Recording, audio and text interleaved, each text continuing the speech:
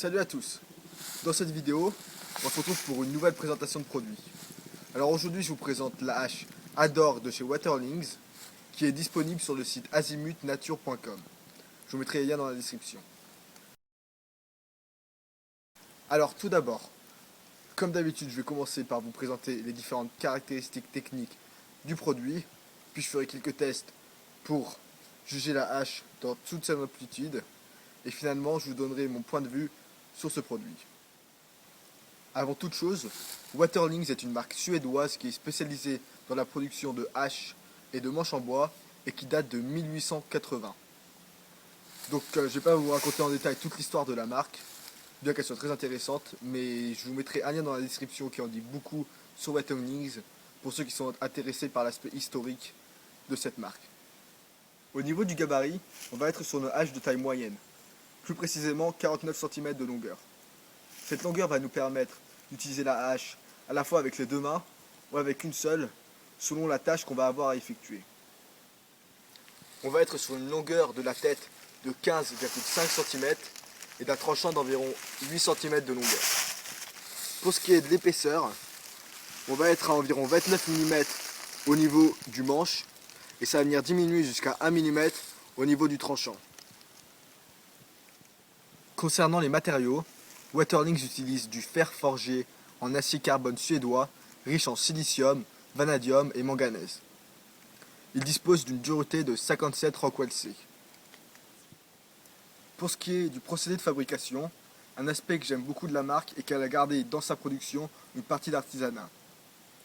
En premier lieu, le forgeage va être réalisé avec des marteaux de forgeage qui datent de 1920. Donc 1920, vous imaginez, c'est juste 2 ans après la Première Guerre mondiale et ces marteaux sont toujours actifs. Ensuite, ça va être un homme qui va prendre la pièce en fer et qui va la positionner correctement sous les marteaux de forgeage afin de la façonner parfaitement. Un des forgerons, ils sont 9 chez Waterlings, va ensuite pouvoir décider de prendre son marteau et de peaufiner la pièce sur son enclume s'il n'est pas satisfait du résultat. C'est également le forgeron qui va se charger de tous les travaux de finition et qui va se charger d'aiguiser la lame. On est donc sur un procédé semi-industriel car la hache est à la fois réalisée de façon industrielle et artisanale. Parlons maintenant du manche. Le bois utilisé est du hickory brun américain, bois dense très solide et résistant aux impacts. Si on regarde les fibres de bois, elles sont parfaitement orientées, c'est-à-dire qu'elles sont parallèles à la tête. Si elles ne l'étaient pas, le manche risquerait plus facilement de se briser. À l'extrémité du manche, on va avoir un trou pour y placer une dragonne. Et au milieu, on retrouve les inscriptions SAW qui veulent dire Swedish Axework. La hache est livrée comme la plupart des produits Waterlings avec un étui en cuir de bonne qualité sur lequel je vous donnerai plus de détails à la fin de la vidéo. Avant de commencer les tests, la hache Adore de chez Waterlings pèse 1,2 kg, ce qui va être plutôt lourd si on la compare avec une Fiskars, mais elle est évidemment pas réalisée avec les mêmes matériaux et n'a pas les mêmes utilités. Bon, je pense qu'on est tout bon pour les caractéristiques. Je ne vais pas m'attarder plus et je vais commencer les tests. Donc lorsqu'il s'agit des tests, j'aime bien commencer par les tâches les plus lourdes qui demandent beaucoup d'efforts en premier lieu, puis ensuite m'attarder avec les tâches qui demandent plus de précision. En plus de cette manière, ça permet de voir si le tranchant reste toujours autant efficace pour les tâches plus précises après avoir effectué des grosses tâches.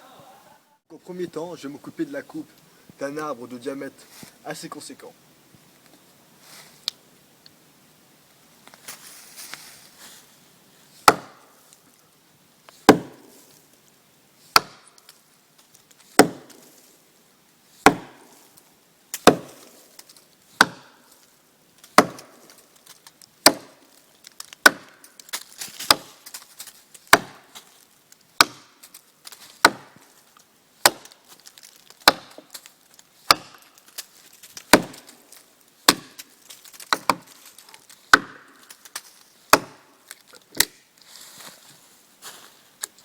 Vous pouvez voir que les copeaux sont assez épais.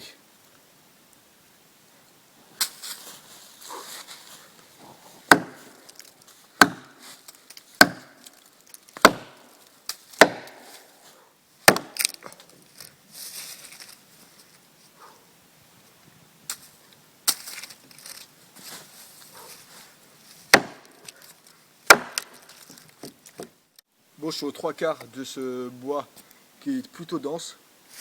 La longueur du manche assure une bonne inertie et l'angle qui est à l'extrémité va permettre de retenir le mât. Ensuite, le poids de la tête qui est plutôt important va être un atout dans les tâches lourdes puisqu'elle va permettre de rentrer dans du bois plus facilement qu'avec une hache plus légère.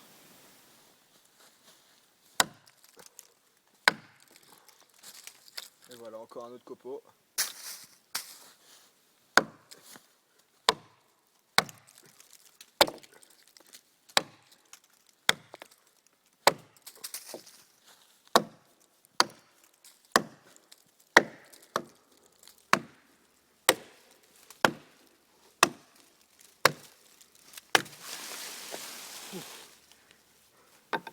Donc le test de la coupe d'atron est terminé.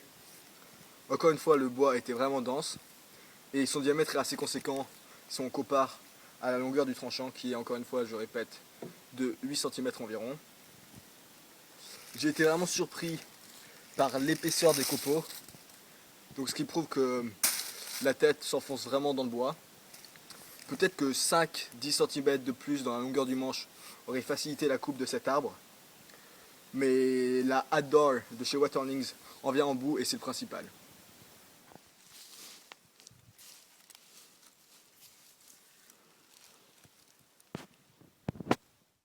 Alors le deuxième test va être de fendre des bûches de diamètre assez conséquent, moins conséquent que le tronc qu'on a abattu au premier test.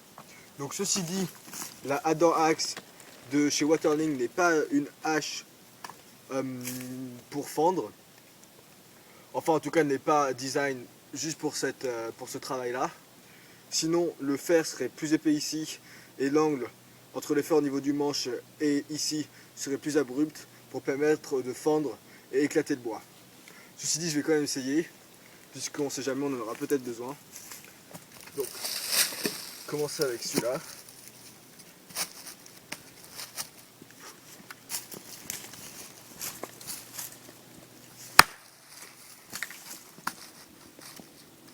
Premier coup. Voilà.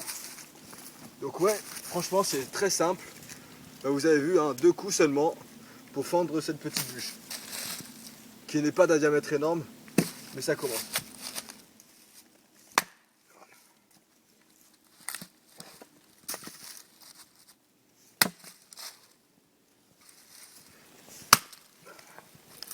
Donc vous pouvez voir que la tête de cette hache s'enfonce comme dans du beurre dans le bois. Donc ça rend le travail de coupe vraiment agréable. Bon, prenons la deuxième bûche pour voir si la hache est toujours autant efficace.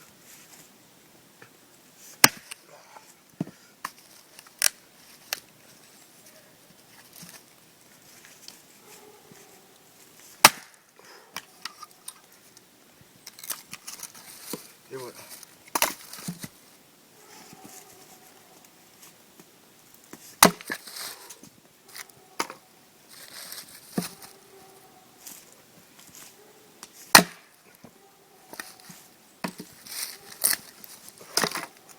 Donc voilà, j'ai obtenu plusieurs morceaux. Ce que je vais faire maintenant, c'est que je vais les débiter en morceaux vraiment fins qui vont me servir à démarrer un feu.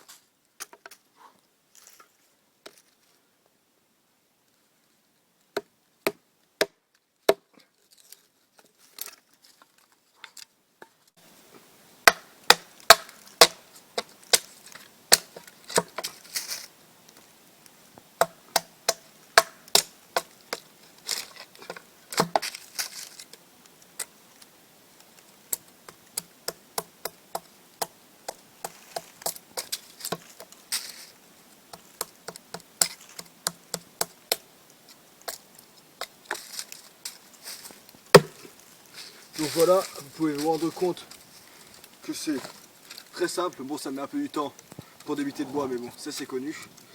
C'est très simple, on va vite avoir plusieurs morceaux fins qui seront très utiles pour démarrer un feu dans la verte. Donc pour un autre test, je vais maintenant tester la capacité de la hache à couper des branches de diamètre moyen à plat. Donc on va tester ça maintenant.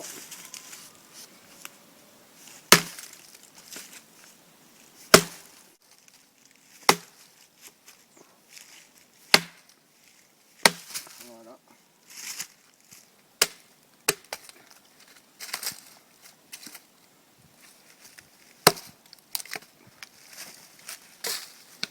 Faisons une pointe maintenant.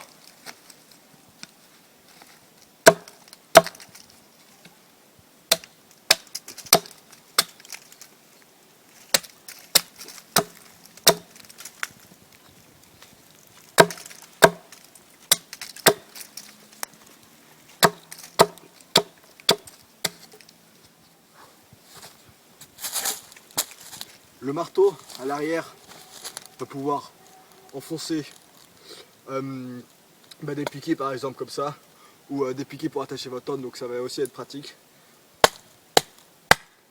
Vous pouvez avoir une prise de main près de la tête pour avoir plus de précision et pour plus de force bien entendu. Vous allez à l'extrémité du manche.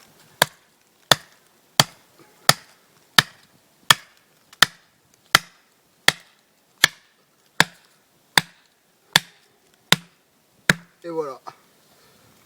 Donc très facile, ça demande vraiment pas beaucoup d'effort puisque la longueur de la hache nous donne une bonne inertie. On va aussi pouvoir prendre la hache et s'en servir comme un couteau pour du travail plus précis. Pour enlever des copeaux par exemple.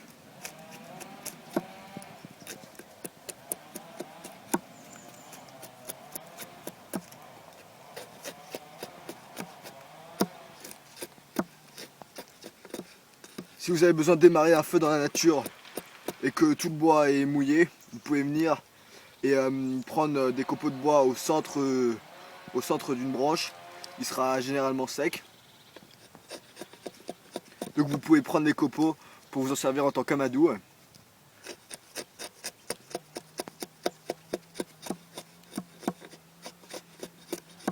L'autre utilité d'utiliser la hache en tant que couteau va être d'aplatir une surface.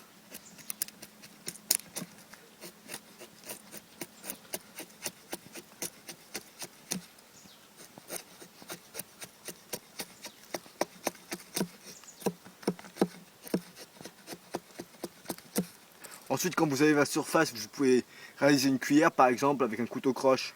Vous venez enlever de la matière. Ou faites de même avec une bûche plus conséquente pour réaliser une cuxa. Donc, bien évidemment, ce sera plus facile de faire ce travail avec un couteau, mais le tranchant qui est bien aiguisé fait l'affaire. Là, on va aussi pouvoir effectuer des travaux de débranchage très facilement. Ce qui est bien avec cette hache, cette longueur de manche, c'est qu'on va pouvoir l'utiliser, comme j'ai dit au début de la vidéo, avec une main, ainsi qu'avec les deux mains. Donc avec les deux mains, quand on va vouloir fendre une bûche ou couper un tronc d'un diamètre conséquent. Mais là, une main, ça fait vraiment l'affaire.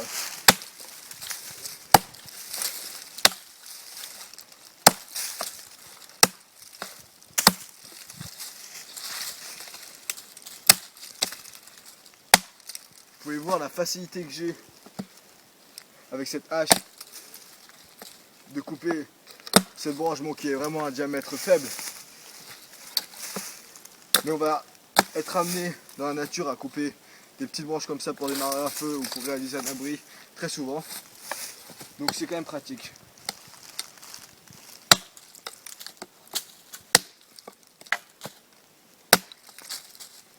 Et voilà. Donc, concernant l'étui, c'est un étui peu simple, mais réalisé avec du cuivre de bonne qualité assez épais. J'ai vu plusieurs critiques de personnes qui n'avaient pas cet étui, ou du moins le bouton pression parce qu'ils disaient qu'il n'était pas assez grand et donc que la languette se détachait très facilement. Donc pour ma part, j'ai aucun problème avec ça en tout cas pour l'instant, puisque je trouve que le bouton pression ne risquera pas de se détacher sans aucune action de ma part. Donc pour attacher cet étui à la ceinture, vous allez passer la languette à l'intérieur du passant de la ceinture et refermer le bouton pression. Donc bien que je n'ai aucun problème avec le bouton pression, je ne porterai pas personnellement cette hache à ma ceinture pour plusieurs raisons. D'abord, elle est lourde, donc ça fait baisser et ça met beaucoup de poids sur mon pantalon, donc c'est désagréable. Mais c'est surtout que le manche est assez long et ça vient cogner mon genou. Ce qui est également désagréable et qui est pour moi dangereux si je dois marcher 2-3 heures en montagne. Je me sens pas vraiment en sécurité avec un manche qui vient cogner mon genou. Et imaginons je tombe, ça peut vite aggraver la situation. Mais cet étui reste quand même pratique. Imaginons, prenons l'exemple, si je vais couper du bois à 5-10 minutes de mon camp et je dois ramener, j'attache la hache à la ceinture et je peux prendre tout le bois avec mes deux mains et le ramener au camp. Donc reste très pratique pour des courtes distances. Donc honnêtement, si j'avais à amener cette hache en bivouac ou en expédition, en promenade ou en trek, j'attacherais peut-être au passant molle de mon sac à dos ou même carrément la disposer à l'intérieur de mon sac à dos, puisque je pense que ce gabarit peut rentrer assez aisément dans un sac à dos de contenance de 45 litres.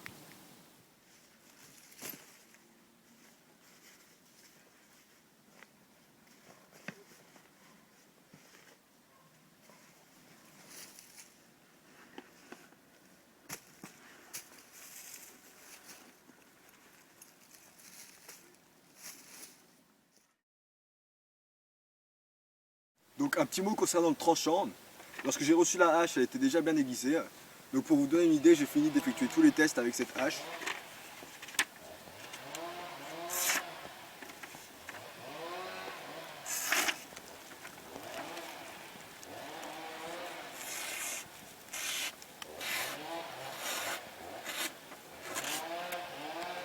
Donc pour conclure la vidéo, j'ai vraiment rien à redire sur la qualité de cette hache. Les finitions, aussi bien sur la tête, sur le fer et sur le manche, sont excellentes. Et j'aime beaucoup l'aspect historique et artisanal de la marque Waterlings. Il faut quand même pas oublier que c'est une marque qui date de 1880 et qui utilise encore des marteaux de forgeage de 1920. Donc moi je trouve ça vraiment impressionnant comparé à toutes les entreprises sur le marché qui certes présentent de produits de très bonne qualité mais qui sont bien plus récents. Vous avez pu vous rendre compte vous-même dans la vidéo de l'efficacité de cette hache. Donc bien évidemment ça sera plus facile d'effectuer des tâches précises avec une hachette et réciproquement de fendre des grosses bûches ou de couper des gros diamètres de tronc avec une hache de longueur plus importante. Mais je trouve que cette hache, la Outdoor Axe de Waterlings, offre une polyvalence vraiment formidable. Cette hache va nous permettre de réaliser toutes les tâches dans la nature que l'on aura besoin de faire, aussi bien couper des branches pour réaliser un campement lors d'un bivouac, ou même préparer du bois de tout diamètre, donc des grosses bûches, ainsi que des petits morceaux de bois pour préparer un feu par exemple. Donc finalement, concernant le prix, vous allez pouvoir trouver cette hache aux alentours de 70 € sur le site azimutnature.com. Je vous mettrai les liens dans la description. Je vous invite également à aller jeter un coup d'œil sur ce site puisqu'il est vraiment bien fait et qu'il propose une variété d'outils en relation avec la nature, le bushcraft, la survie, le tactique et bien d'autres. Merci à tous d'avoir regardé la vidéo et n'hésitez pas à commenter si vous avez des questions.